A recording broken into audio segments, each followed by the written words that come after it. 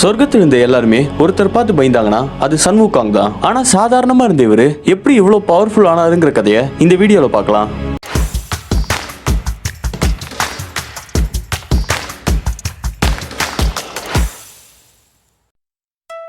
Chinese மித்தாலஜில fruit மவுண்டன்ங்கிற ஒரு மலை இருந்திருக்கு. இந்த மலையில அழகான பூக்களும் டேஸ்டான பழமும் நிறைய விதமான அனிமல்ஸும் இருந்திருக்கு. அப்ப அந்த இடத்துல முட்டை மாதிரி ஷேப் இருக்கிற ஒரு மந்திர கல் வந்து விழுகுது. அந்த கல்லை உடைச்சிட்டு அதுக்குள்ள இருந்து ஒரு குட்டி குரங்கு வருது. அந்த குரங்கு தான் சன்வுகாங். அந்த குட்டி குரங்கு பார்க்க சாதாரண குரங்கு மாதிரி இல்ல, அதோட கண்ணெல்லாம் பயங்கரமா மின்ன ஆரம்பிச்சிச்சு. வெளியே வந்த கொஞ்ச நேரத்திலேயே அந்த மவுண்டனை எக்ஸ்ப்ளோர் பண்ணி அங்க இருந்த பழங்களையும் பூக்களையும் ரொம்ப ஆச்சரியமா பார்த்துச்சு. அந்த மலையில எப்படி வாழணும்னு கொஞ்சம் கொஞ்சமா சன்வுகாங் கத்துக்கிட்டனால அந்த மலைக்கும் சன்வுகாங் ஒரு பாண்ட் உருவாச்சு. அப்பதான் அங்க இருந்த நார்மலான குரங்குகள் வந்து சன்வுகாங்க பார்த்தாங்க. பார்த்தோன்னே இவன் என்னடா நம்மளை விட வித்தியாசமா இருக்கான்னு அவங்களுக்கு தோணினாலும் அவங்கள ஒருத்தனா சன்வுகாங்க சேர்த்துக்கிட்டாங்க. மத்த குரங்குகளை விட சன்வுகாங்குக்கு அதிக பவரும் அறிவும் இருந்துச்சு.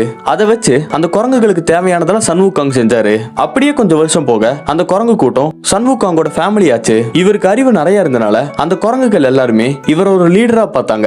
அப்பதான் இவரு காட்டுக்குள்ள இருக்கிற ஒரு அருவிக்கு பின்னாடி இருக்க ஒரு வழியை கண்டுபிடிச்சாரு. அந்த இடத்துக்குள்ள போய் பார்த்தா அங்க நிறைய பழங்கள் இருந்துச்சு. உடனே இவரு இந்த இடத்துல இருந்தா நம்மளோட குடும்பம் ரொம்ப சேஃபா இருக்கும்னு நினைச்சு அந்த இடத்துக்கு எல்லா குரங்கையும் கூட்டிட்டு வந்தாரு. அவர் நினைச்ச மாதிரியே அந்த இடம் எல்லாருக்கும் ரொம்ப சேஃபா இருந்துச்சு. அது மட்டும் இல்லாம சாப்பிடுறதுக்கும் அங்க நிறைய பழங்கள் இருந்துச்சு. இத பார்த்த குரங்குகள் எல்லாம் ஒன்னா சேர்ந்து சன்வுகாங்கே அவங்களோட ராஜாவாக்கிட்டாங்க. இங்கதான் அவருக்கு மங்கி கிங்குங்கிற பேர் கிடைச்சிச்சு.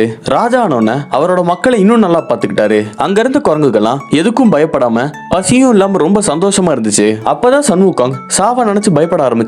அது எதனாலனா அவர் என்னதான் பண்ணாலும் ஒரு கட்டத்துக்கு மேல அவருக்கு பிடிச்சவங்க எல்லாருமே இறந்து போயிடுவாங்க. இன்னும் சில வருஷங்கள் கழிச்சு அவர் இருந்ததே யாருக்கும் தெரியாம போயிடும். இதனால எப்படியாச்சு சாகா வரத்தை அடையணும்னு நினைச்சாரு. இந்த இடத்துல தான் சன்வுகாங்கோட கதை ஆரம்பிச்சிச்சு. சாகாவர அடையறதுக்காக நிறைய காடுகளையும் மலைகளையும் தாண்டி போய் நிறைய புது ஆளுங்களை பார்த்து அவங்க கிட்ட இருந்ததெல்லாம் கத்துக்கிட்டாரு.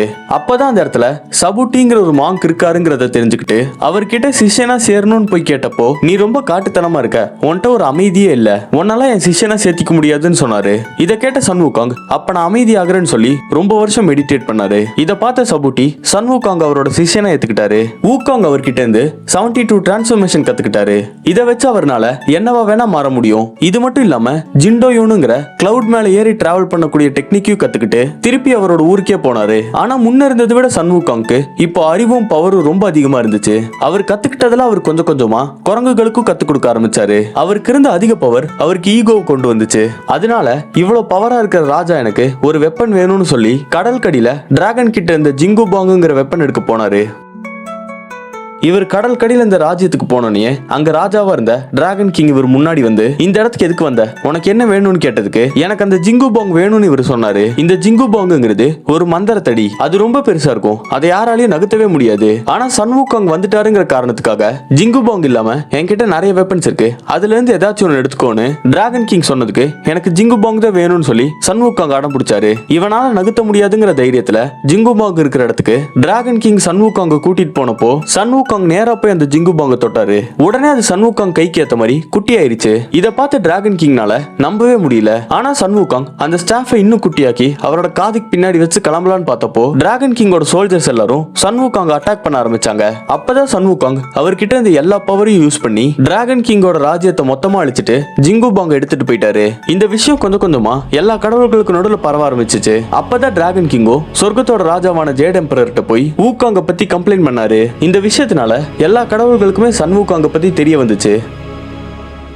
ஜிங்கு பாங் எடுத்துட்டு சன்வுகாங் திருப்பி அவரோட இடத்துக்கு வந்து எல்லா குரங்குகளோட சேர்ந்து நல்லா சாப்பிட்டுட்டு அதை செலிப்ரேட் பண்ணிட்டு தூங்கிட்டாரு. அப்போ இவரோட கனவுல ஒரு 2 பேர் வந்து இவர் அப்படியே தூக்கிட்டு அண்டர் வேர்ல்டுக்கு போயிட்டாங்க. அந்த இடத்துல லார்ட் யமா இருந்தாரு. இறந்து போனவங்களோட ஆவி எங்க போகணும்னு அவரு தான் முடிவு பண்ணுவாரு. சன்வுகாங்கோட டைம் முடிஞ்சனால யமாவோட ஆளுங்க அவர் அண்டர் வேர்ல்டுக்கு தூக்கிட்டு வந்திருக்காங்க. அதாவது சன்வுகாங் இறந்து போயிட்டாரு. இது அவருக்கும் புரிய வர அந்த இடத்துல இருந்து தப்பிச்சு ஓடும் போது ஒரு புக்கை பார்த்தாரு. அந்த புக்ல தான் யார் எப்ப இறந்து போகணும்னு போட்டிருந்துச்சு. உடனே சன்வுகாங் அந்த புக்ல இருந்து அவரோட பேரையும் அவரோட ஃப்ரெண்ட்ஸோட பேரையும் அழிச்சிட்டு அங்க இருந்து எல்லாரையும் அடிச்சு போட்டு திருப்பி உலகத்துக்கு வந்தாரு. இந்த இடத்துல சன்வுகாங் தப்பு பண்ணி அவர் நினைச்ச மாதிரியே சாகாவரத்தை அடைஞ்சிட்டாரு.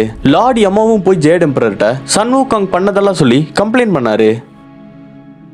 ஊகாங்கால எல்லா இடத்துலயும் ரொம்ப பிரச்சனையா இருக்குன்னு புரிஞ்சுக்கிட்ட ஜேட் எம்பரர் பேசாம அவரை சொர்க்கத்துக்கு கூட்டிட்டு வந்து ஏதாவது வேலை கொடுக்கலாம்னு நினைச்சாரு. அதே மாதிரி ஊகாங்கையும் சொர்க்கத்துக்கு கூட்டிட்டு வந்து கார்டியன் ஆஃப் ஹார்ஸ்ங்கிற ஒரு பதவியை கொடுத்தாரு. இவரோட வேலையே சொர்க்கத்துல இருந்து குதிரை மேய்க்கிறது தான். இது சொர்க்கத்திலே ரொம்ப ஹை போஸ்ட்னு ஊகாங்க ஏமாத்தினாரு. ஊகாங்கோ அதை நம்பி ரொம்ப நாள் அந்த வேலையை செஞ்சுட்டு இருந்தப்போ ஒரு நாள் அவருக்கு இதுதான் சொர்க்கத்திலே ரொம்ப லோவஸ்ட் பதவின்னு புரிய வந்துச்சு. என்னையே அசிங்கப்படுத்திட்டீங்களான்னு சொல்லி அங்கிருந்து கோச்சுக்கிட்டு திருப்பி பூமிக்கே வந்து சொர்க்கத்தில் இருக்கிறவங்கள விட நான் ரொம்ப பவர்ஃபுல்னு சொல்லி பூமியில பிரச்சனை பண்ண ஆரம்பிச்சாரு. இதை பார்த்து ஜேட் எம்பரர் திரும்பி இறங்கி பூமிக்கு வந்து ஏதோ தெரியாம தப்பு நடந்துருச்சு, திரும்பி இந்த மாதிரி நடக்காதுன்னு சொல்லி ஊகாங்க வேற பதவி தரேன்னு சொல்லி சொர்க்கத்துக்கு கூட்டிட்டு போனாரு. இந்த டைம் அவருக்கு சாகாவரத்தை கொடுக்கற பீச் மரத்தோட கார்டனை பாத்துக்கிற வேலை கொடுத்தாரு. ஆனா அந்த மரங்களை பாத்துக்காம சன் ஊகாங் அங்க இருந்த பழங்களை சாப்பிட்டாரு. அந்த டைம்ல தான் சொர்க்கத்தோட ராணி அங்க இருந்த எல்லா கடவுள்களையும் கூப்பிட்டு ஒரு கேதரிங் வச்சாங்க.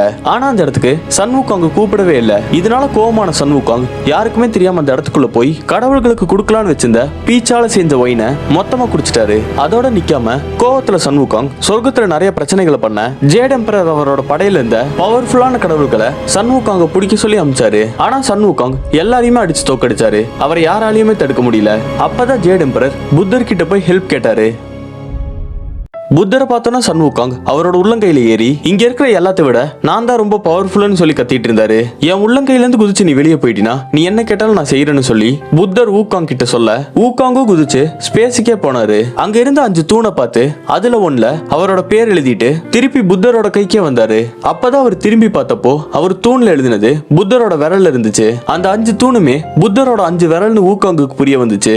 உடனே புத்தர் அவரோட கையை வச்சு ஊகாங்க தரையில அமுத்தினாரு. அவரோட விரல்கள் ஒரு மலையா மாறிச்சு. அந்த மலைக்கு கீழே ஊகாங்க 500 வருஷம் புத்தர் அடைச்சு வச்சாங்க. ஊகாங்கோட தப்பு புரிய வைக்கணுங்கிறதுக்காக தான் இது பண்ணது. ஆனா சன் ஊகாங்கோட கதை இங்க நிக்கல. இதுக்கப்புறம் தான் சைனீஸ் மித்தாலஜிலே ரொம்ப ஃபேமஸான கதை தொடங்குச்சு. அந்த கதை என்னன்னா ட்ரிப்பி டக்காங்கிற ஒரு மாங்கோட சேர்ந்து ஊகாங் இந்தியாவுக்கு போன கதை. அந்த கதையோட பேர் தான் ஜர்னி டு த வெஸ்ட். அந்த கதையை பத்தி வீடியோ வேணும்னா கமெண்ட்ஸ்ல சொல்லுங்க. அப்படியே ஹைப்புங்கிற பட்டனையும் அமுத்துங்க. இந்த வீடியோ பிடிச்சிருந்துச்சுன்னா லைக் பண்ணிட்டு சேனலை சப்ஸ்கிரைப் பண்ணிக்கோங்க.